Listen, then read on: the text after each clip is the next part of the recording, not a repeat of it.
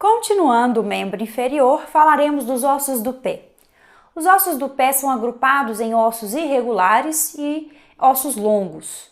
Nós temos ossos irregulares e curtos, que são denominados em conjunto como ossos do tarso.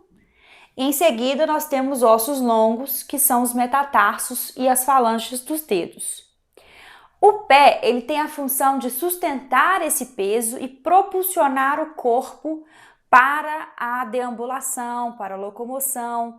Então, a sua anatomia ajuda muito a compreender a biomecânica da marcha e de outras atividades e o contrário também. As outras atividades, a fisiologia e a biomecânica, nos ajuda a compreender a anatomia do pé. Bom, vamos começar então pelos nomes dos ossos. Nós temos ossos aqui que são os ossos mais posteriores do pé, que são o calcâneo e o talos. Inclusive são os maiores do tarso. O talos é um osso que se articula com a tíbia e com a fíbula. Então aqui nós temos um osso irregular e ele tem a porção mais anterior dele, que se articula com o navicular, é chamada de cabeça do talos. Então aqui a gente tem a cabeça do talos, um estreitamento que é o colo do talos e o restante todo é o seu corpo. E aí existe uma projeção superior do corpo do talos que é denominado tróclea. A tróclea é a superfície articular que exatamente encontra com as superfícies articulares da tíbia e da fíbula, formando ali a articulação do tornozelo. Lateralmente ao talos, nós temos o calcâneo, que é o maior deles. Vejam que o calcâneo posteriormente, ele ultrapassa bem o limite posterior do talos, ele vai além. Este é o osso calcâneo. O osso calcâneo se articula com o talos e ele também se articula anteriormente com o cuboide. Então agora nós temos aqui, continuando ainda, ossos do tarso. O cuboide, que é lateral, que se articula também com o navicular, que é medial.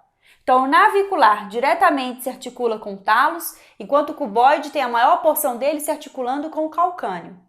Nós temos aqui os três cuneiformes, cuneiforme medial, cuneiforme intermédio e cuneiforme lateral, que são ossos do tarso, e aqui a gente tem o cuboide, que a gente já tinha denominado. Então, dessa linha tracejada aqui, ó, para trás, a gente tem no conjunto ossos do tarso, tá? Calcâneo, talos, cuboide, navicular. Os três cuneiformes, medial, intermédio e lateral.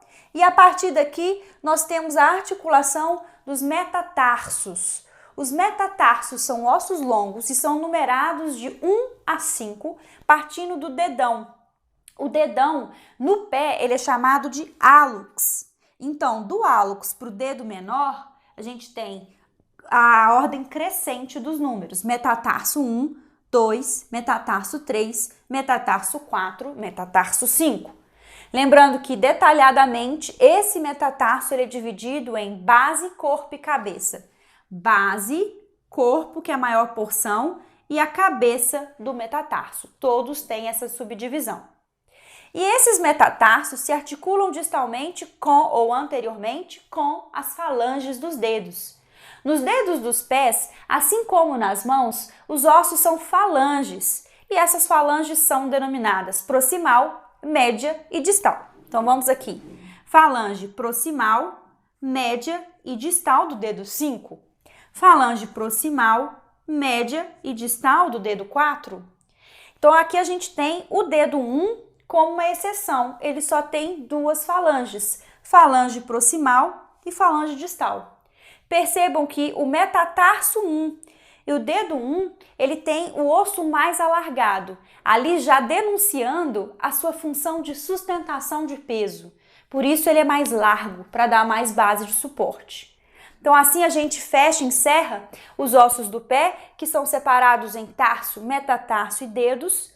Lembrando que essa porção medial, ela forma um arco mais elevado que a porção lateral, que é mais inferior, mais próxima ao chão, comparado os dois arcos. E o pé tem, né, fortes ligamentos que ajudam a estabilizar a união destes ossos.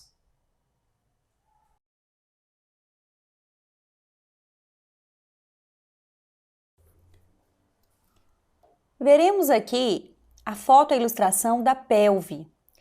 Pelvis do latim significa bacia. É essa região de transição de esqueleto axial para membros inferiores. Logo, um osso do quadril de um lado, juntamente com o osso do quadril oposto e o sacro, que formam a pelve, eles são, em conjunto, o símbolo do membro inferior.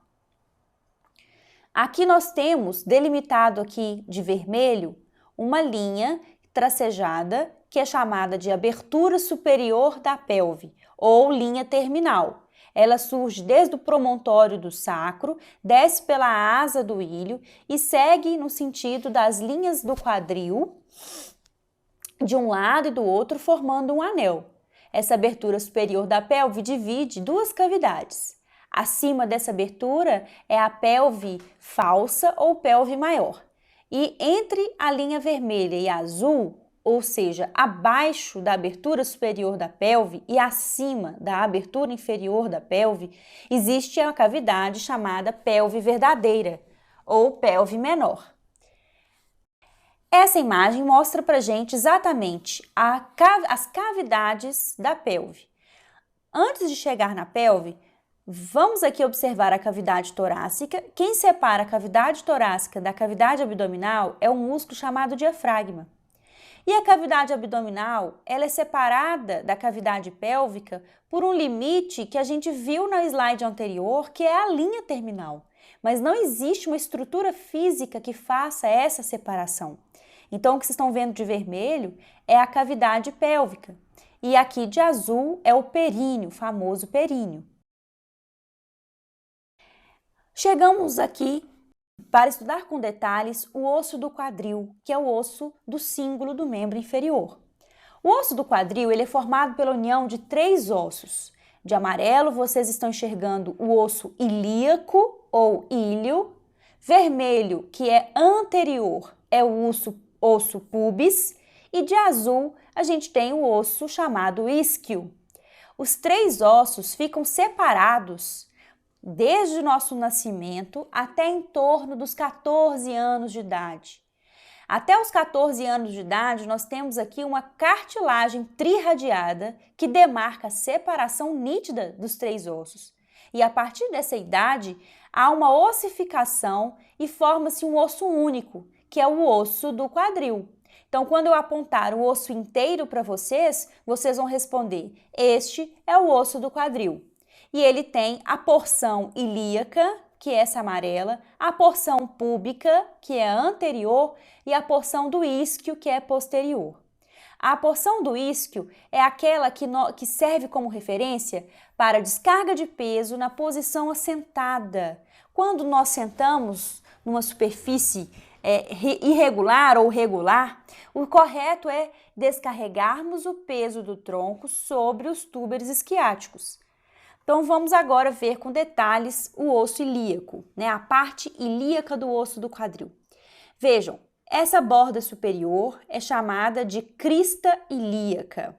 A crista ilíaca, anteriormente, ela tem duas projeções importantes, que são espinha ilíaca antero-superior, desceu aqui, espinha ilíaca antero-inferior. Volto novamente para a espinha ilíaca antero-superior, caminho aqui pela crista ilíaca, no sentido posterior do osso do quadril, até chegarmos na espinha ilíaca póstero-superior, e depois nós temos a espinha ilíaca póstero-inferior. São duas na frente e duas espinhas atrás. Desce aqui, continua descendo a espinha ilíaca inferior, nós temos uma grande reentrância que é chamada de incisura isquiática. Essa parte côncava do ilho anterior, e ela é voltada também para o meio, então ela é anteromedial, a gente chama de fossa ilíaca. Em conjunto, a crista ilíaca com as suas espinhas e a fossa ilíaca é chamada de asa do ilho. E essa concavidade é a fossa ilíaca. Posteriormente, existe uma área que ela é lisa, chamada de face auricular. Ela lembra uma orelha. Essa face auricular do ilho se articula com a face auricular do sacro. Póstero superior à face auricular existe essa zona toda irregular, rugosa. Essa zona é chamada de tuberosidade ilíaca, ponto importante de inserção de ligamentos e músculos. Descemos então para a linha arqueada, e essa linha arqueada ela chega na transição do osso pubis. Osso pubis ou púbico é o osso vermelho. O osso do pubis é formado por uma região central, que é o corpo do pubis, e dois ramos, ramo superior do pubis e ramo inferior do pubis. Essa área lisinha, chamada de face sinfisial, é exatamente onde um osso do quadril se articula com o outro na sínfise púbica. E, continuando a linha arqueada do ilho, nós temos a linha pectínea, que termina no tubérculo púbico. Linha pectínea mais linha arqueada, juntando com o promontório do sacro, formando um anel com o outro osso, forma aquela abertura superior da pelve que eu comecei o slide mostrando de vermelho. Agora a gente vai para o osso isquio. O isquio, ele tem a espinha isquiática, que é essa projeção bem fina, um ponto importante de inserção de ligamento. Aqui a gente tem a incisura isquiática menor, o ramo do isquio e corpo do isquio. Corpo do isquio, ramo do isquio, e essa superfície onde a gente senta é chamada de túber ou tuberosidade do isquio.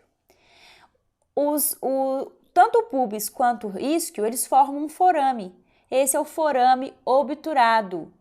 Esse forame obturado, ele é parcialmente obliterado por uma membrana obturatória. A próxima foto mostra o quadril, ou o osso do quadril, na vista posterior. Na vista posterior, a gente continua vendo aqui a divisão do ilíaco, do isquio de azul e pubis de vermelho. O que tem de novidade aqui é que, posteriormente, nós não temos mais fossa ilíaca. Nós temos linhas que são linha glútea posterior, linha glútea anterior e linha glútea inferior. São 3 linhas importantes para inserções musculares da região glútea. Nós vemos também de diferente aqui uma grande fossa chamada acetábulo. Essa fossa ela é perfeita para o encaixe do fêmur. O fêmur, a cabeça do fêmur, ela encaixa exatamente com o acetábulo.